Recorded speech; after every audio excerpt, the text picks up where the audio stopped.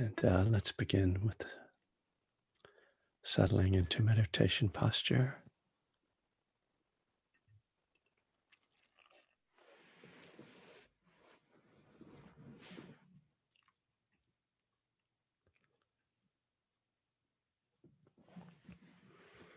So that can really be any posture, but it's kind of recommended that you sit upright.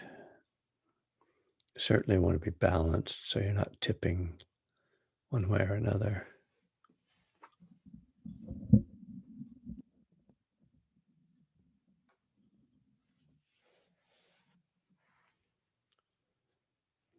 And once you're settled, to bring the body to stillness, really to sit as still as you can.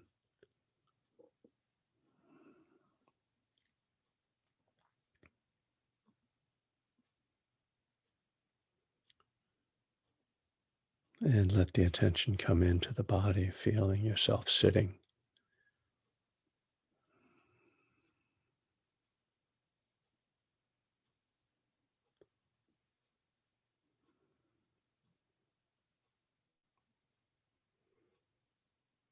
And just by making this simple shift in attention can have a different experience of both the body and the mind.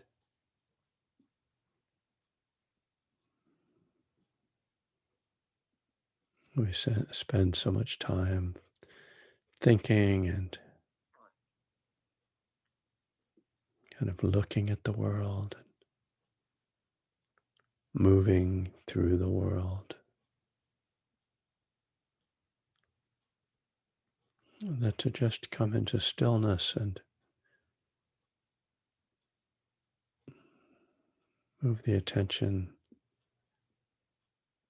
to the most basic elements of experience, the experience of the senses, particularly the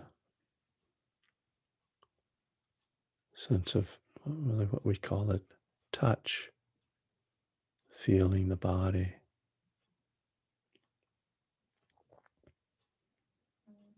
This is a really radical and yet very simple act. Can serve to remind us that our life isn't out there,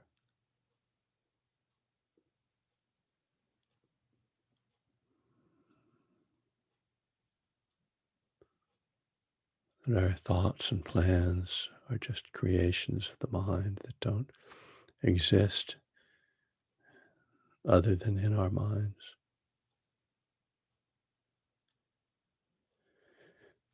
Our actual life is here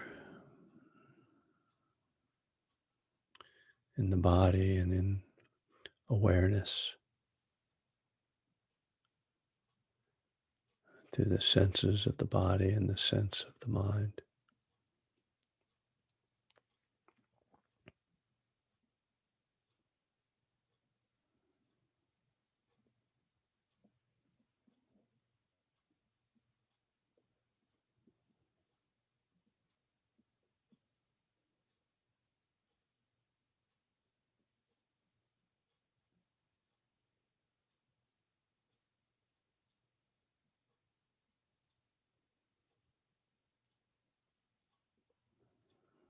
And tuning in as well to the more subtle experience of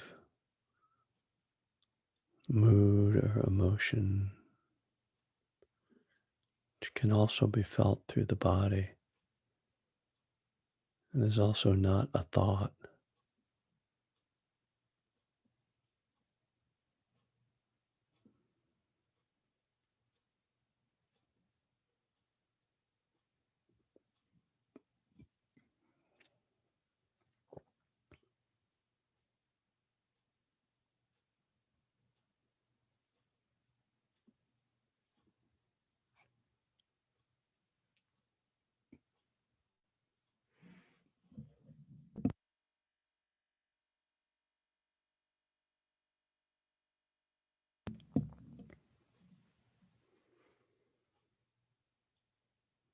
As we tune into the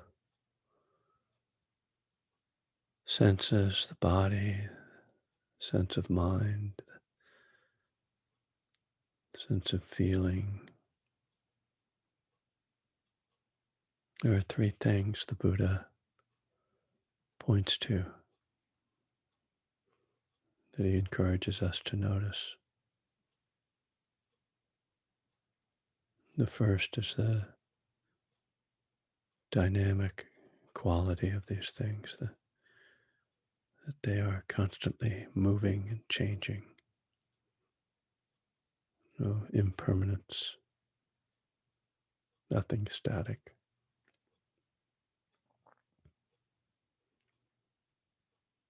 And the second is that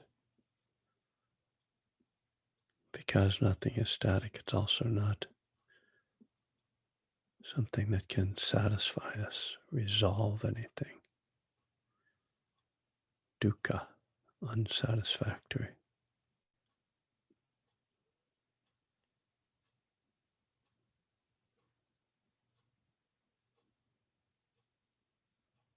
And then the third also grows out of the awareness of impermanence. There's nothing here that can be called a self, a solid entity. That what we call self is also a dynamic, changing, and unsatisfactory, non static set of experiences and energies, mind moments.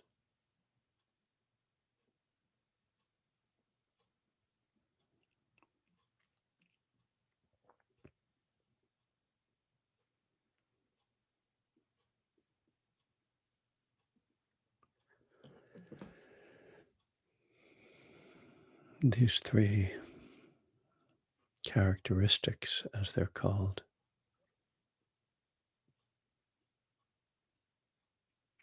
can be viewed in a negative way if we think it would be better to hold on to things and that they should satisfy us. We should be able to identify with them.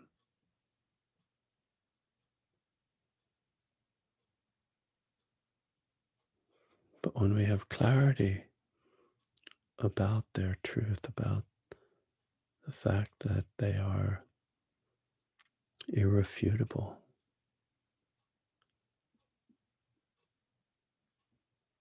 then we can come to an acceptance that actually makes life easier.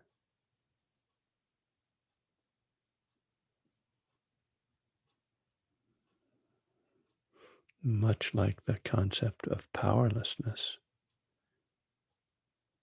in the 12 steps, understanding the truth of these frees us from the need to control. Indeed, shows us that we cannot control what happens to us, what happens internally, externally, that everything is changing, nothing resolves, nothing solves life,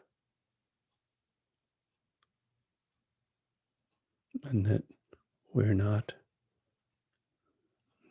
really, there isn't a me that's doing all this. So there's a profound letting go that happens with these insights.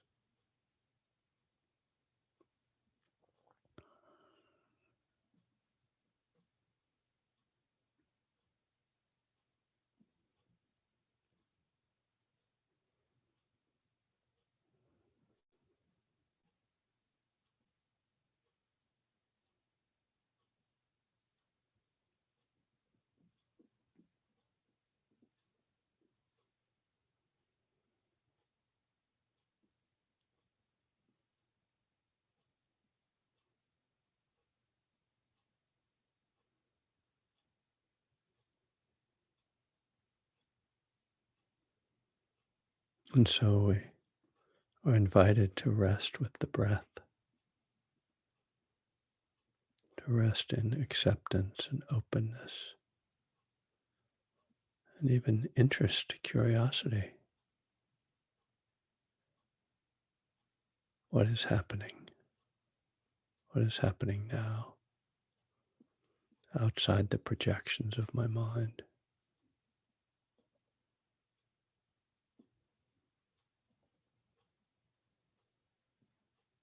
Can I maintain an attitude of acceptance, clarity?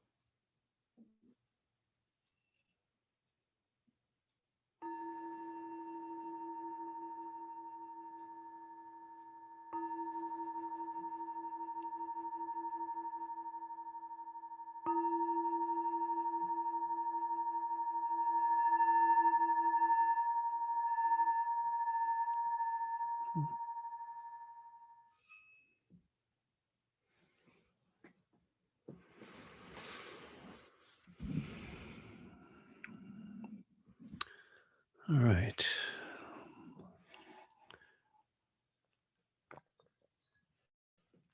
So I've been going through the promises from the Alcoholics Anonymous Big Book, as I've written about them in my Daily Reflections book. Um, but I thought I might take a little time today to kind of reflect on the stages of recovery, because since it is it is an anniversary for me, and you know, I put a little very short comment in Facebook yesterday saying, I'm 36 years sober today. It doesn't feel very different from 35, you know, and it's kind of that it was disappointing or whatever. Just kidding around, Um, uh, but that was a sincere statement, and so I think actually, uh, uh, I'd like to talk about something about the stages, but also kind of put it in the context of the three characteristics that I was talking about in the meditation. Uh, because it's pretty clear that there are different stages and sort of episodes in early recovery, and we mark those things. I mean, the fact that uh, many 12-step meetings give out chips for, first 30 days or just the first day, and then 30 days and 60 days and 90 days. It's like really marking that significant changes are likely happening. Uh, and I would say probably the main reason for that, though, is just to encourage people, right? But I think it does also point to the idea that, oh, notice this, like 3 months, it feels different than just 1 month, doesn't it? And just to sort of appreciate that, right? Because it's so important in the struggles in early recovery to appreciate what you are getting, and not get just lost in the challenges of it. And then, of course, we mark each year, and and as I've sort of watched my own recovery and watched many other people's recovery, it seemed like I really noticed that at 2 years there was a big change for me, and I think that's a fairly common thing, that you've really kind of embraced this life, and you've gotten through the initial struggles and of just breaking addiction, and then sort of starting to sort out your life. And I don't know how much of this is just my story, and I don't think that it necessarily falls on particular times, but there are these kind of stages where it's like, oh, my life kind of makes sense now. It's kind of working, and I'm on a path, and it's not so chaotic and self-destructive, and and maybe by then you're not really worrying or struggling on a daily basis with craving and all of that. So now, you're really going somewhere different. And particularly in the 12-step world, there's this whole sort of, I'm just going to do the steps, and even if whatever, maybe I don't really believe in God, but I'll just like turn it over. That can be, very, in a way, a sweet time, to just let go of trying to intellectualize it.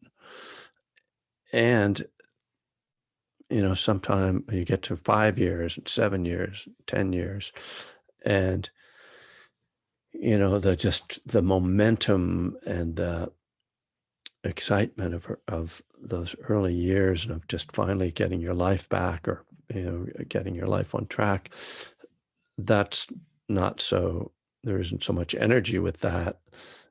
And now, you know, certainly for me, and again, I think I've seen this in a lot of people. This is where we start to look at the steps and ask, does this language really work for me? And where I think a lot of people will turn to the Dharma, or some other sort of path, or maybe turn away, but sort of recognizing, like, I was able to just like let go for a while, but who I really am intellectually or philosophically, or uh, doesn't quite match with this, and there can be real problems there. There's a lot of people that relapse between 5 and 10 years, and I think it's partly a spiritual problem. It's partly a letting up on the daily work, the commitment that it really takes, sort of thinking that you're just going to be carried along. And as we know, sometimes people get so caught up in all the good things that have happened in their lives, that, with the job and the partner and the kids, and that all of a sudden there's no time for like work in the program. And so, but that's okay, thinking that it's okay, and then finding that there's that moment when the champagne goes around at the cousin's wedding or whatever, that it just kind of like, oops, and you're kind of back at square one. Hopefully you're back at square one. um, but certainly 10 years is a huge milestone. um, uh, I've known of meetings where you had to have 10 years. In fact, my sponsor took me to a meeting in Santa Monica where you had to have 10 years sober to speak. Like, you know, uh, I don't know. I'm not sure I support that kind of attitude, but, the sense that, okay, you really have to accomplish something, 10 years. And for me, um, that was that was the year that I finished graduate school. So that was a big marker, that after having been a high school dropout, and I think you move into those like double digit years, and it just starts to, if it's working, it's really working. uh,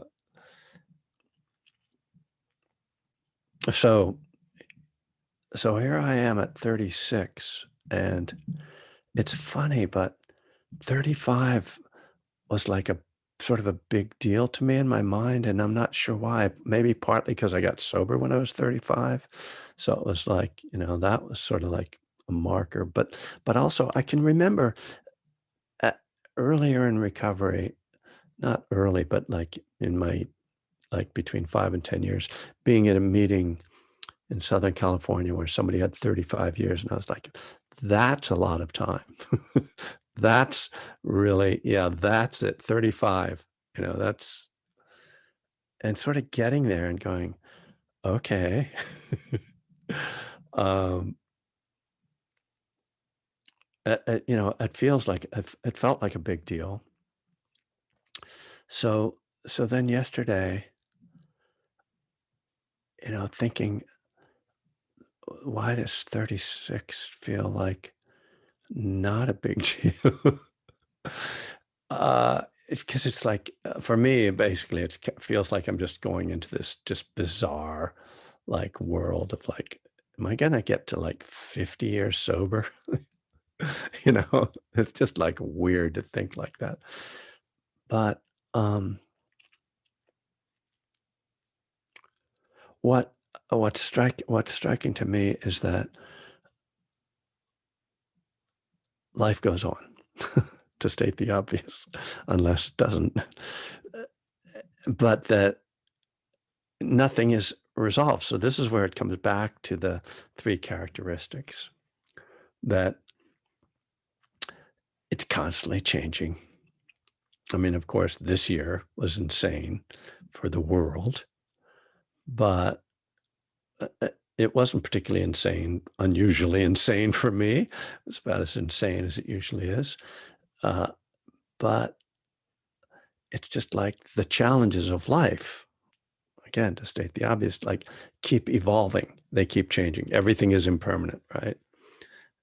There's no point of satisfaction. You don't. and this is something we talk about in the recovery world, in the Buddhist world. It's like you don't graduate. There isn't a moment when it's just you're done and everything is resolved. Okay, finally. And I think sometimes when we're young, we have that idea that, someday I'm just going to get it all together, right? And then I'm going to be a mellow old person. Like, I'll just be chill and, no problem, just be like cruising, and that's just not life, right? It just, life keeps happening. It doesn't mean that, it can't be great and, you happy and mellow and everything, but stuff is going to keep happening. You're going to get sick. People are going to die. Pandemics are going to happen. So that the that our relationship to that is so important, because as an addict, I know I could still drink. I mean, I could definitely smoke pot. I mean, it's like illegal now. I mean, and lots of like people that seem sort of normal just do that. Uh, and, so there's this, it keeps changing. It's not satisfactory. It's like, oh, well, then that means that door is always there to be opened, the door of relapse, or whatever you want to call it at this point. But then the third characteristic, the not self characteristic, is really important too, and maybe the most important one, because when you get the idea that you are somebody who is something that's just all good, you are at a huge risk. If I ever get the idea like, well, look at me, like, I mean, look at those books. I wrote them, you know, I'm, I'm a meditation teacher. Oh, look, all these people came to see me, hey, I'm, I'm cool. Like, I'm not, you know, no risk for me. I can do whatever I want. Um, man, I mean, death, it's just deadly. And, so those three characteristics seem to me really vital, like in terms of my, at 36 years sober, understanding essentially like what the work is, what the work continues to be. It isn't for me going to a meeting every day. It isn't writing out inventories. It's really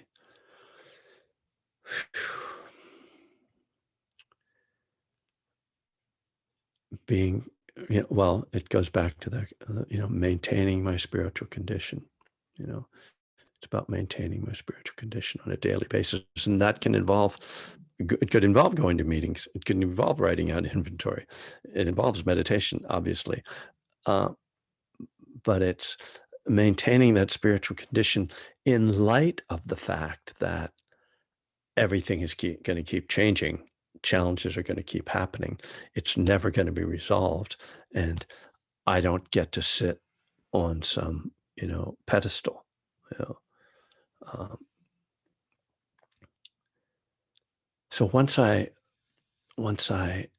am clear about that, and if I stay clear about that, then I'm okay. As I said in the meditation, like when we have clarity on these three characteristics, then the next thing that comes is this acceptance of it, because the problem arises when we resist impermanence, when we resist the unsatisfactoriness, when we resist the not truth of not self. It's when when we want to hold on to things, when we want things to be perfect, when we want it to be about me, that the suffering happens. But when we just see it's just, oh, it's just like this. This is how it is. Oh, then it's totally okay. And ironically, it actually if you consider the actual, what would it really be like if things were permanent, for instance? Like, you have to think like, wait, what would be permanent? Like, if everything was permanent, then that would mean at some point everything just froze, that would be really bad. Um,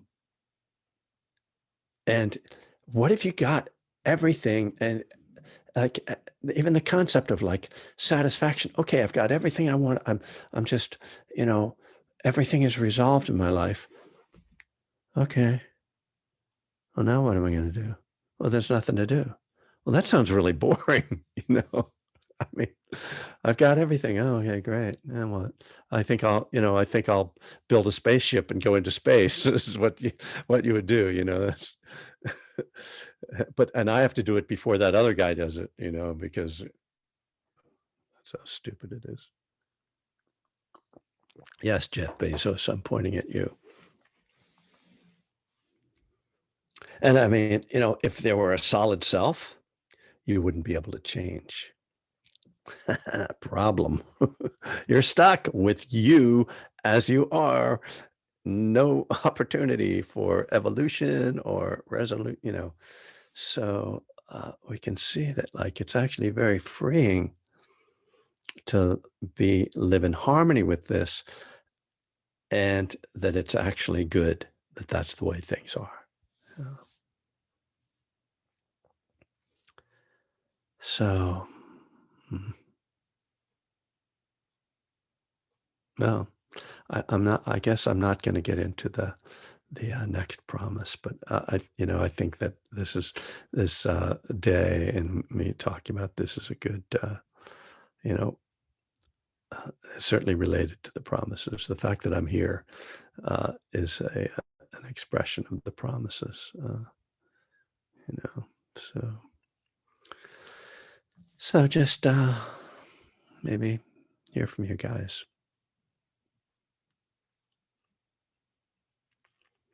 Any any thoughts?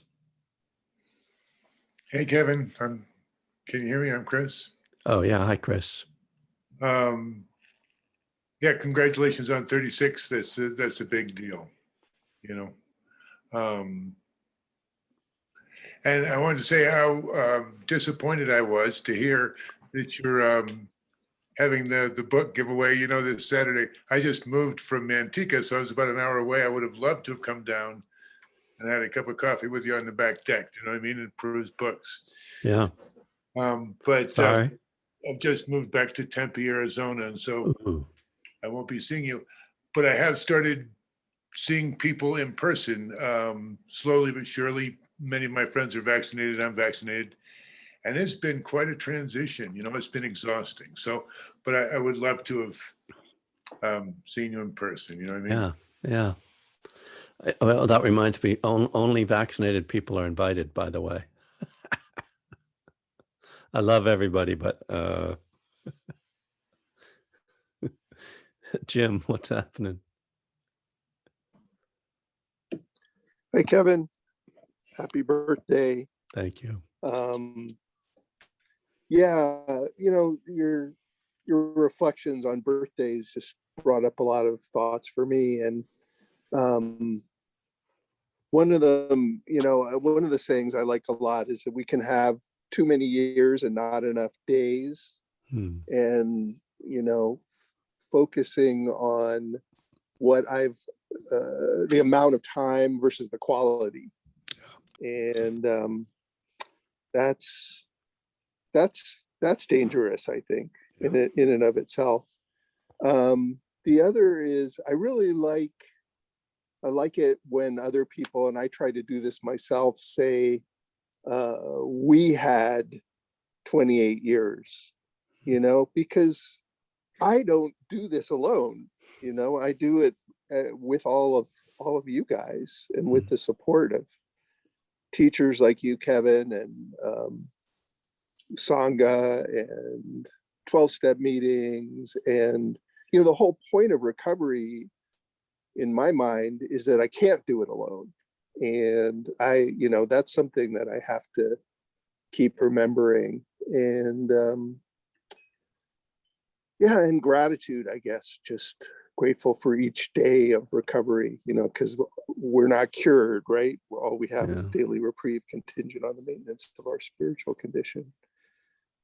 So anyway, it's a sunny day, and Yeah. I'm grateful. So thanks. You I'm should be grateful for grateful. you. We're grateful to have a son in Olympia, man. That's a rare sight, right? Thanks, Jim. I wanted to mention just that, and I don't know if, sorry, Angela put that in the chat, that I'll be at the Spirit Rock this Friday night is with Spirit Rock class. So instead of this Zoom link, you go to the Spirit Rock link. Did you put that in there, Angela? Thank you. That's great. Yeah. And I see Emily had her hand up. Oh, hi. Hi. Oh, so yeah, congratulations, Kevin, on that's a lot of time. And I also have some time. I don't have 36 years, but I really both in my meditation practice and in my program work, I try to take kind of a long view, because there's been times when I've been more distant from program work, um, haven't been to as many meetings. This year I've been drawn back in because I've been able to sponsor someone who's a Buddhist, and we developed a very close relationship, and that's been super meaningful to me. Mm. It's drawn me back into the 12-step work, and also my own personal views about it, which are a little bit different from a lot of people's. And for whatever reason, this year during the pandemic was the first year that I did not do any meditation. And I have no idea why that happened. Just at the beginning of the pandemic, I just stopped. And I'd been a meditator long before I ever got sober. So I kind of I tried not to judge myself too harshly on that, because I always feel like forcing things, it doesn't really work for me. Right. But a couple months ago, my retreat center that I've been to for many years opened up for experienced practitioners, and I got an invitation, and there was only there was 15 people. Mm. And it was the most incredible, ideal experience for me. And it kind of jump started my meditation practice again. And I didn't really realize that. I don't know why I didn't realize that your sessions are recorded. I just got on that this morning. Tuesdays is not usually a good time for me. But anyway, I'm a big fan of your books, and I've used them in sponsoring people. And I feel that they've been very useful to me. So thanks for Right. your Thank you. teachings. Where is that retreat center? That's Cloud Mountain. I think you've Oh, been Cloud there. Mountain. Yes, I have been there. Come back to Yes. Cloud Mountain. I would. They didn't feel we brought enough people, so Ah. they some people don't love me enough. Yeah, there's about 80 of these talks now on my website as audio, and on YouTube, if you want to just stare at me for an hour, which is, I suppose people wind up doing anyway. Cameron's the smart one who doesn't look at the screen.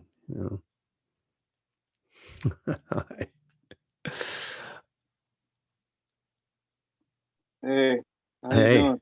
Hey, good. How are you? I'm good. I always am thinking if I should say something, and I kind of haven't been, but since you kind of called me out, I got something to say.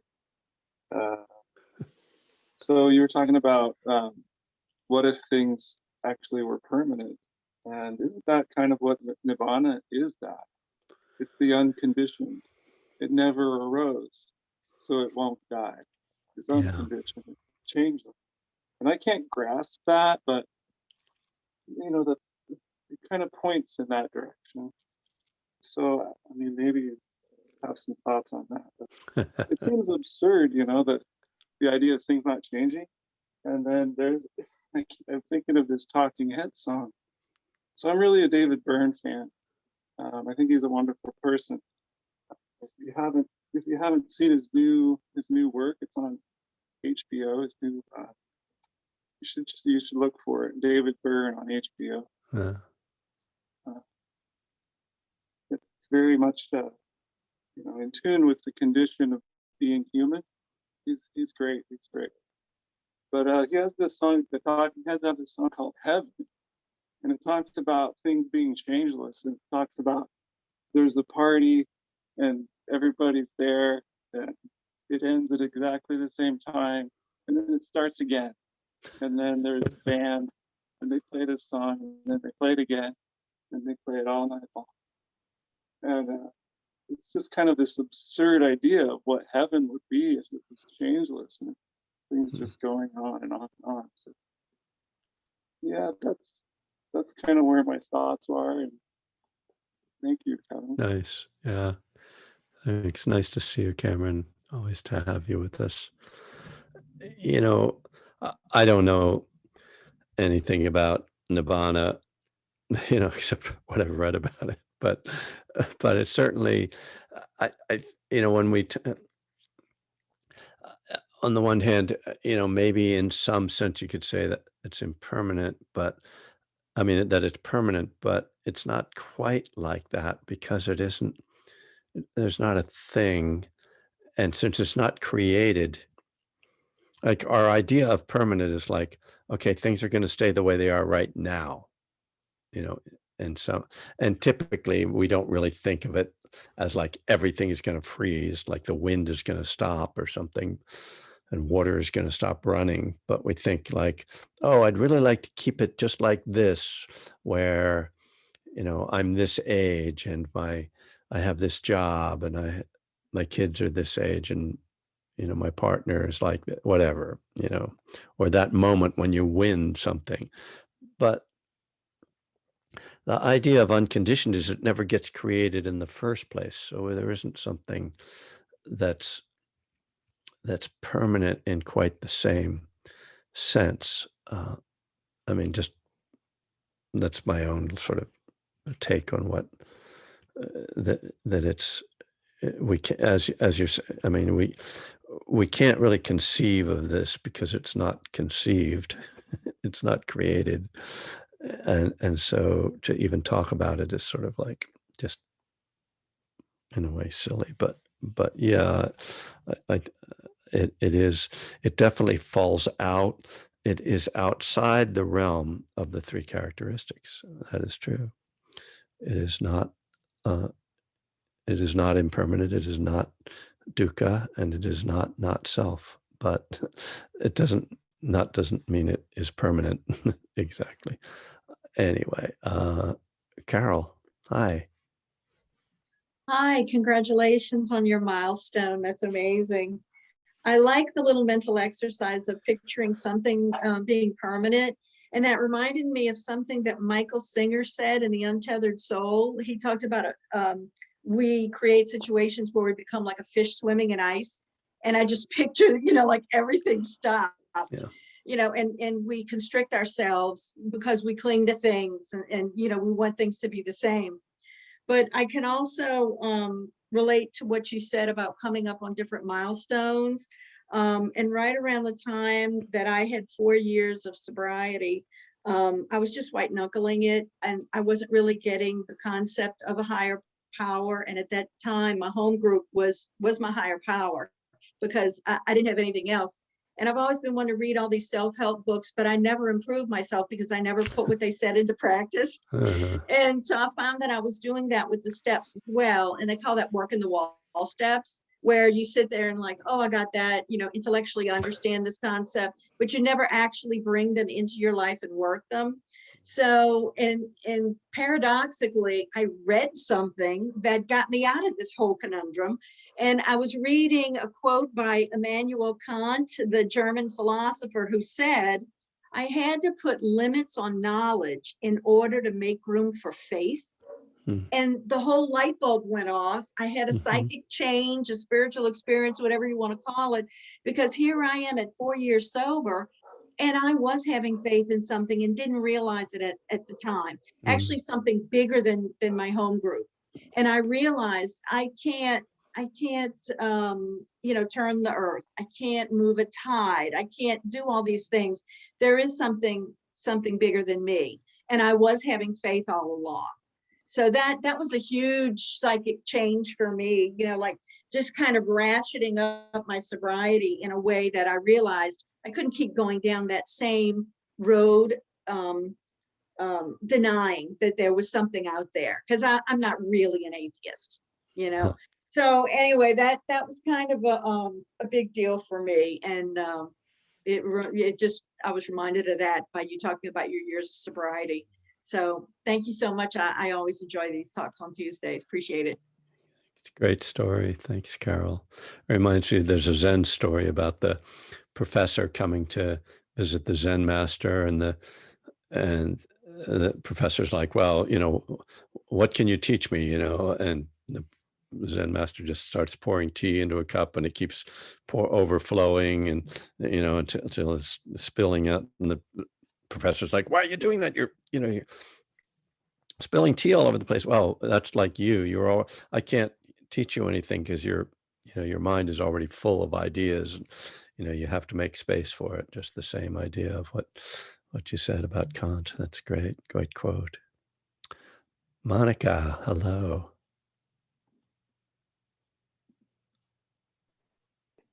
Hi, everyone. Congratulations on your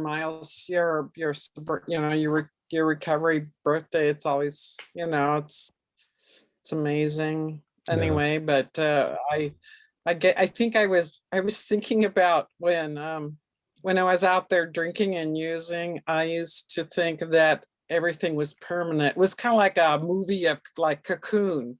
We're never going to get old. It's always going to be same. These parties are going to be perfect. We're going to listen to the entire works of Elton John while we're high with the black light, and we'd be going like, that was the most perfect moment. And we'd get really into it, and then all the intellectual conversations and everything. And what I found out when I came here to the program was things aren't permanent. I mean, I was constantly trying to control people, places, and things, and so nothing would change.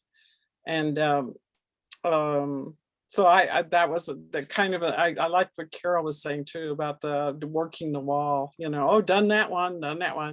Yeah. It's funny what our ego can do for us, but it's almost like, I don't like the visual, but the little kid that tries to keep the baby duck from growing, and keeps holding, trying to squish it. But Oh gosh.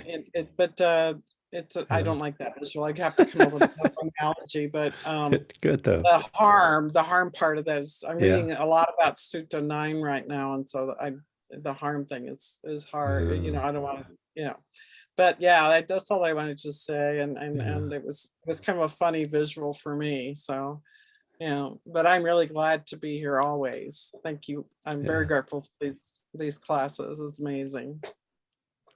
Thank you. I think for me, I think the greatest album ever made is Miles Davis's Kind of Blue. I read somewhere that Quincy Jones he says he puts that on every morning. Listens to Kind of Blue. It's one I can. Elton John's okay, but there's something about. Anyway, that's my opinion. So if anybody's looking for the greatest album, try that.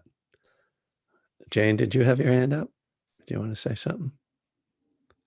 You need to unmute if you do. Can you hear me now? I can hear you now. Okay, I read something the other day that really blew me away, and I wanted to share it. It has to do with impermanence. This is the Dalai Lama. He said that people often misunderstand the teaching of impermanence to mean that things last for a time and then come to an end. He explained that, in fact, things are constantly breaking up and falling apart moment after moment. Right. Every moment of experience is disintegrating right now. There is no duration for a conditioned thing. Yeah. Yeah, That was thank you. big for me. I just wanted to share that. You know, I really appreciate that, Jane, because it's one of the problems I've had with the teaching on, on when you're meditating, watch things arise and watch them pass away, because my experience of it is exactly that, of just a constant dynamic energetic flow that doesn't have a beginning or an end. It's just a flow. And yeah, you can say, okay, that noise started and then it ended, and breakfast started and it ended, but that doesn't seem, just as you're quoting, that doesn't seem like the really important point, the more substantial point. It's really getting at that kind of atomic level of things, Right.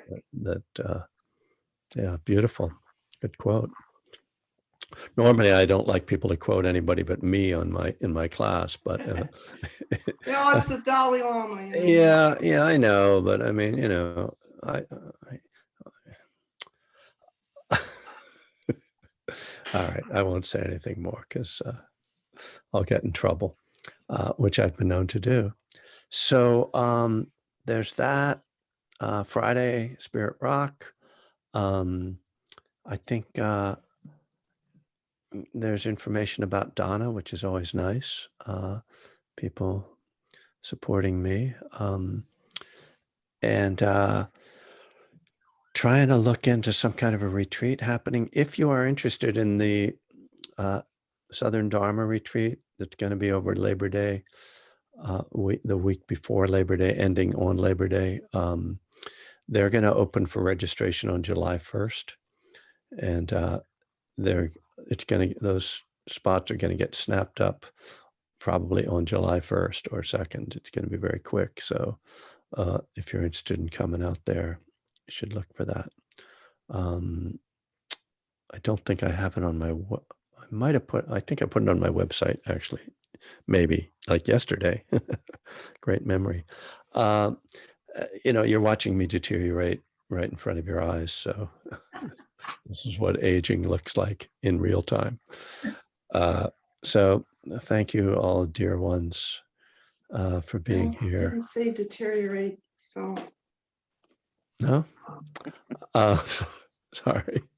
Have a safe, peaceful day and blessings. Blessings to you. Thank you, Kim.